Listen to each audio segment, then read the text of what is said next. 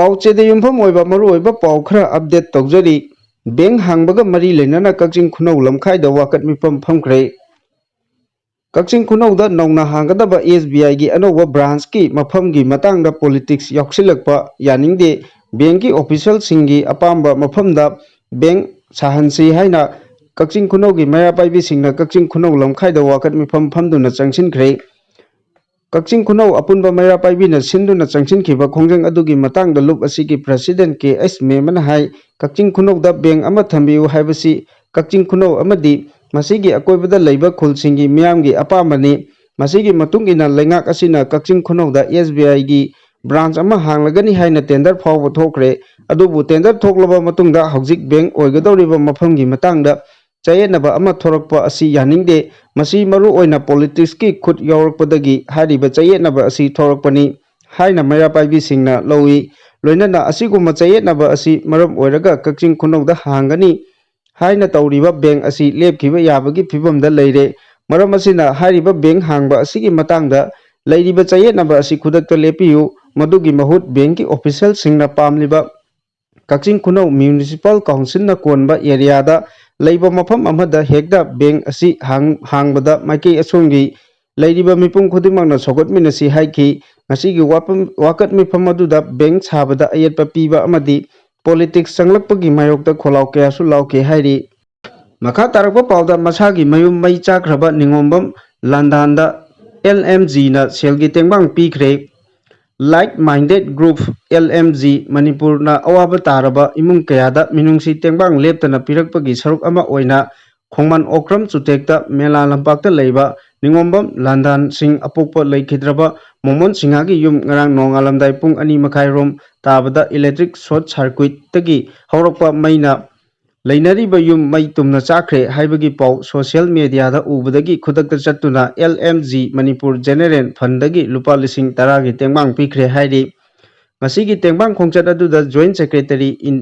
ꯏꯇꯦꯟ Maibam treasurer Kunjekishor Mangsatabam assistant secretary Surendra Ningomba executive member Joli Kumar Thongam ꯑꯃꯗꯤ ꯕꯤꯔꯂꯥ ꯁꯂꯥꯝ ꯂꯣꯏꯅꯅ member doctor ꯏꯅꯥꯎ ꯅꯣꯡꯃꯥꯏꯊꯦꯝ ꯁꯨꯔꯖꯤꯠ ꯉꯥꯉꯣꯝ ꯁꯨꯅꯤ ꯅꯣꯡꯊꯣꯝꯕꯝ ꯗꯦꯕꯤꯀꯥ ꯔꯥꯅꯤ ꯐꯨꯔꯥꯏꯂꯥꯠꯄꯝ PK ꯍꯨꯏꯗ꯭ꯔꯣꯝ ꯗꯦꯋꯥꯟ ꯅꯥꯎꯔꯦꯝꯕꯝ ꯑꯃꯗꯤ ꯏꯕꯣꯞ ꯕꯤꯁꯛ ꯅꯃꯩꯔꯥꯛꯄꯝꯅꯆꯤꯡꯕ ꯁꯔꯨꯛ ꯌꯥꯈꯤ ꯇꯦꯡꯕꯥꯡ ꯈꯣꯡꯆꯠ ꯑꯗꯨꯗ ꯁꯦꯀ꯭ꯔꯦꯇꯔꯤ ꯑꯣꯖꯤꯠ ꯁꯣꯔꯣꯛꯈꯥꯏꯕꯝꯅ ꯐꯣꯡꯗꯣꯛꯈꯤꯕꯗ ꯈꯨꯗꯣꯡꯊꯤꯕ ꯍꯥꯏꯕꯁꯤ ꯇꯝꯕ ꯉꯝꯕ ꯅꯠꯇꯦ ꯑꯋꯥꯕ ꯇꯥꯔꯕ ꯃꯇꯝꯗ ꯑꯃꯅ ꯑꯃꯒꯤ ꯃꯇꯦꯡ ꯄꯥꯡꯕꯒꯤ ꯍꯩꯅꯕꯤ ꯊꯝꯁꯤ ꯃꯤꯑꯣꯏꯕ ꯁꯃꯥꯖ ꯂꯤꯡꯗꯨꯅ ꯍꯤꯡꯕ ꯖꯤꯕꯅꯤ ꯑꯋꯥꯕ ꯇꯥꯔꯕ ꯏꯃꯨꯡꯗ ꯃꯇꯦꯡ ꯄꯥꯡꯕ ꯍꯥꯏꯕꯁꯤ ꯍꯤꯡꯃꯤꯟꯅꯕꯒꯤ ꯐꯖꯕ ꯋꯥꯈꯜꯂꯣꯟꯅꯤ ꯑꯅꯥ ꯑꯌꯦꯛ ꯇꯥꯔꯤꯕꯁꯤꯡ ꯇꯦꯡꯕꯥꯡ ꯍꯥꯏꯕꯁꯤ ꯍꯤꯡꯃꯤꯟꯅꯕꯒꯤ ꯐꯖꯔꯕ ꯋꯥꯈꯜꯂꯣꯟꯅꯤ ꯑꯋꯥ ꯑꯅꯥ ꯇꯥꯔꯕꯁꯤꯡꯗ ꯇꯦꯡꯕꯥꯡꯕ ꯍꯥꯏꯕꯁꯤ ꯏꯁꯣꯔꯒꯤ ꯁꯦꯕꯥ ꯇꯧꯕꯒ ꯆꯞ ꯃꯥꯟꯅꯩ ꯍꯥꯏꯅ ꯄꯥꯎ ꯑꯁꯤꯅ ꯃꯈꯥ ꯇꯥꯅ ꯐꯣꯡꯗꯣꯛꯈꯤ ꯃꯈꯥ ꯇꯥꯔꯛꯄ ꯄꯥꯎꯗ ꯍꯥꯟꯅꯒꯨꯝ ꯏꯪ ꯇꯞꯄ ꯍꯟꯖꯤꯜꯂꯛꯅꯕ PM ꯃꯣꯗꯤꯕꯨ ꯃꯅꯤꯄꯨꯔꯗ ꯑꯃꯨꯛꯇꯪ ꯆꯠꯄꯤꯅꯕ ꯍꯥꯏꯖꯔꯤ Rahul Gandhi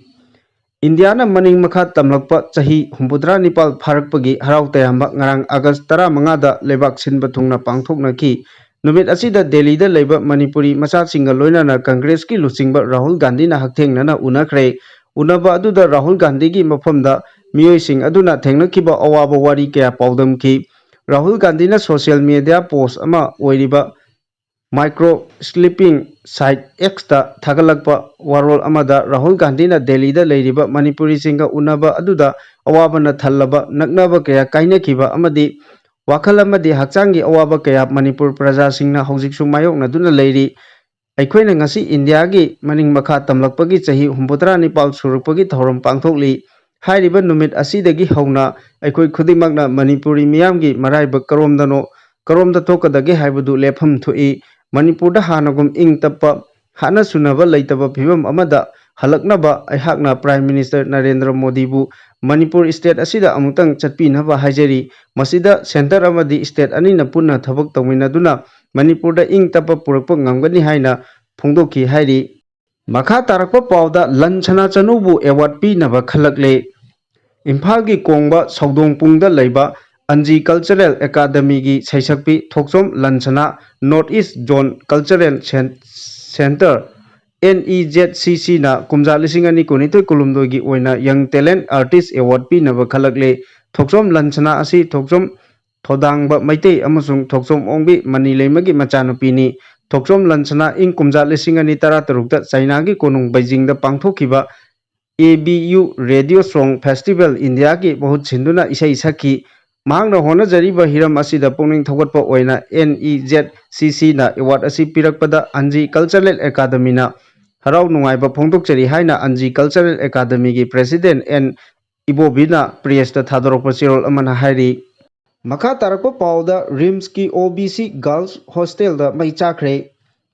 Ngarang numidang pung mapal makhairom tarakpa matamda RIMS ki phamung chama leiba OBC Girls Hostel gi kada electric short circuit thorokpada maram oiduna mai chakre mai chakpa aduda yamna ka hena amangata thoklomgadabadagi Manipur Fire Service ki team na matam chana changsinduna mai kanba ngamhore haina Manipur Fire Service ki control room dagi thadorokpa jerol amana khangalakli Makha tarakpa pauda Relief Committee ki member sing amadi IDP singi mihut singa Chief Minister ga unaduna wari sanakre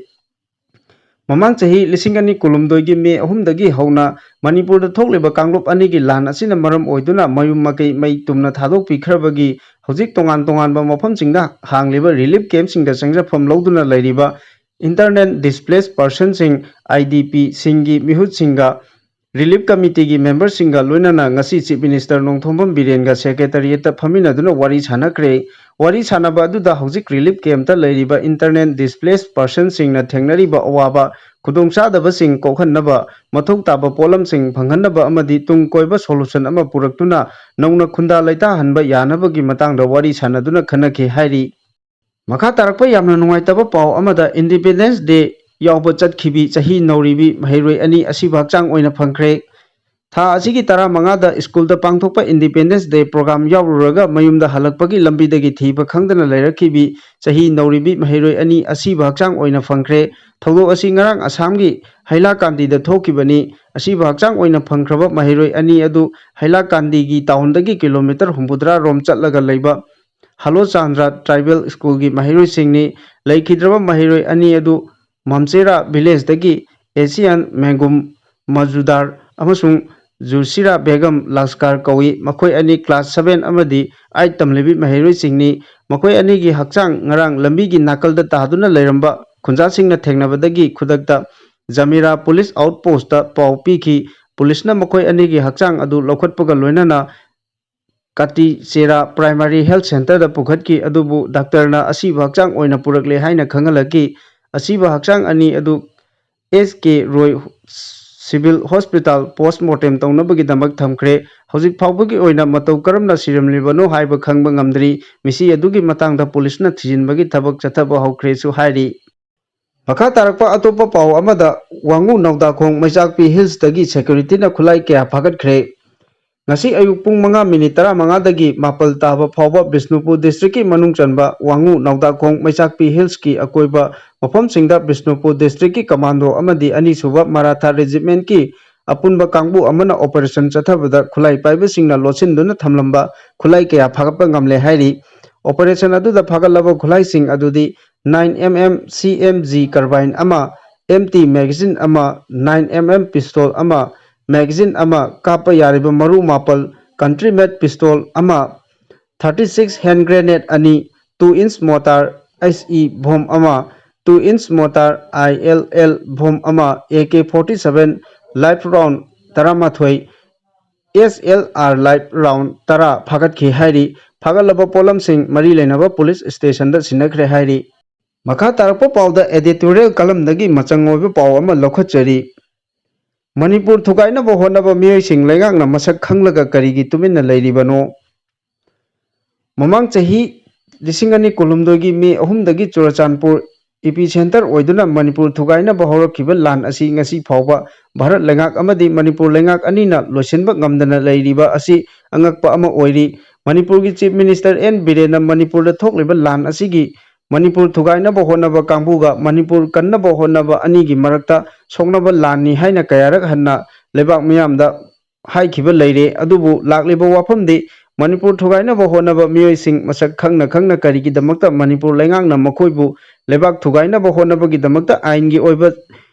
cherak phanganba ngamdribano haibasini तसेंगना हायरबदा Manipur थुगाइनबा इफोंग फोंगना होनरिबा असि Manipur लेंगाक असिदा यावरिबा cookie जो MLA तरा असिनी हाइबा मयेक सेंगना खंगलबनी मखोइना लुचिंगदुना मणिपुरदगी separate administration तानबगी खोंजंग असि ngasi phawba hanba leitana changsilaklibani makoina manipur lengak amadi miyambu karisu leitana khanduna manipur dagi kuki singi oiba separate administration ama semgani haiduna leijabi thaduna honaribani makoina kayamuk yamna bharat lengak amadi manipur lengak anibu usittabage haibadudi manipur legislative assembly gi mifam ahumlak makoi amata saruk yakhidabani Manipur ki Chief Minister na handak pangthokiba Assembly Budget Session aduda saruk yabinaba appeal tawraba phawbada tabidaba Assembly mifamda saruk yakhidriba aduni masigi ona tainabada Manipur thugainaba leijabi thaduna honaduna leiribani maduda Chief Minister N Biren na phongdokhiba Manipur da soknariba asi Manipur thugainaba honaba kangbuga Manipur kaiba yaroi haiba kangbu anigi marakta soknaba lani haina हाइख्रबनीना Manipur थुगाइनबा मियोइसिंग मसक खंगना करिगिदमक्ता Manipur लेंगांगना मखोइगी मथक्ता आइनगी ओइबा action लोबा ngamdribano हाइबसिनी मदुना Manipur थुगाइनबा सिलिबा मियोइसिंग असि कोकीजो MLA तरानी हाइबसि Manipur की chief minister ना थौना फना भारत की prime minister अमदी union minister सिंगदा हाइदुना मयेक सेंगना ताकदबनी लोइनना भारत लेंगांगनासु मणिपुर थुगाइबा हाइबा असि भारत थुगाइबगा चप मानै मदुना मणिपुर थुगाइनबा होनरिबा कुकीजो एमएलए तरा असिदा लेबाक थुगाइनबा होनबगी लौखटफम थोकपा आइनगी ओइबा थबकसिंग अदु लौखटफम थोई असुमना इचंग थौना पांथोकपम थोकपा थबक असि ngasi फावबदा मणिपुर लेंगांगना पांथोकपा गमदना लेरिबा असि करिगिनो भारत संविधान की मतुंग इना चीफ मिनिस्टर अमना महाकी काउंसिल ऑफ मिनिस्टर सेमबदा मिनिस्टर हापचिनबा हाइबसि महाकी मथौनी अदुगा फत्तबा मिनिस्टर यावरपदा लौथोकपा हाइबदुसु महाकी मथौनी हाइना मयेक सेंगना यावरी मरम अदुना मणिपुर थुगाइनबा इफोंग फोंगना होनरिबा मणिपुर की बीजेपी लेंगाक असिदा चीफ मिनिस्टर ना पामजबा कैबिनेट मिनिस्टर ओइना हापखिबा नेमचा किपगेन अमदी लेटपाउ हाउकिप असि हौजिक फावबा करिगिदमक्ता चीफ मिनिस्टर ना मिनिस्टर फमदगी लौथोकपा ngamdana मणिपुर थुगाइबा काउ थाबगुम थादोकलिबनो हाइबसि मणिपुर की मियामना हंगनरिबा वहंग अमा ओइरिबनी अहल लमन्ना हाइनबा लई कैसु की कैगी अमांगमसु की हाइबदु मणिपुर लेंगाक्ता हौजिक चपचाना थोकलब्रा हाइबसिनी मदुना मरैबाक मणिपुर थुगाइनबा होनरिबा लोइनना मणिपुर मियामगी मथक्ता नोंगमै बोम टॉप सिजिनदुना लंदारक्तुना मिहात मिपुन कया चथकिबा युम लिसिंग कया मै थादुना उट ओलहनखिबा मियोय कया तमथिना मिहाता हाटखिबा मसीदा नतना मियोय कया हौजिक फावबा थीबा खंगदना लेरिबा असि मणिपुर थुगाइनबा सिलिबा मियोयसिंग असिना तौबनी हाइबा असि मणिपुर सरकार ना खंगफम थोई हाइना खल्ले मदुना मणिपुर लेंगांगना ngasi फावबा येकनाबा मसक खंगना मखोइगी मथक्ता करिगुंबा आइनगी ओइबा थबक अमता लौखटपा ngamdana leiba asi लेबाक मियामना अदुकी मतिक पेंदे मणिपुर थुगाइनबा होनरिबा कुकीजो एमएलए तरा असि कयाम कुइना कनखतुना थमलगा मखोइबु एमएलए अमसुंग मिनिस्टर ओइना मणिपुर थुगाइनबगी थबक असि खुमांग चौक्सिनबगी दमक्ता Manipur लेंगांगना योक्तुना थमलब्रा हाइबसि मियामगी वहंग ओइरकले हाइबसि Manipur लेंगाक लोइगी मकोक अमदी लेंगाक पाइबदा यावरिबा minister MLA सिंगदा खंगफम Thuy लोइनना Manipur थुगाइनबा होनरिबा अफोंगबा येकनबा मसक खंगलबनिना मखोइगी मथक्ता मणिपुर लेंगाकना लौखटफम थोकपा आइनगी ओइबा थबकसिंग अदु लौखटलु हाइबसि मणिपुर मियामगी अपामबनी हाइरि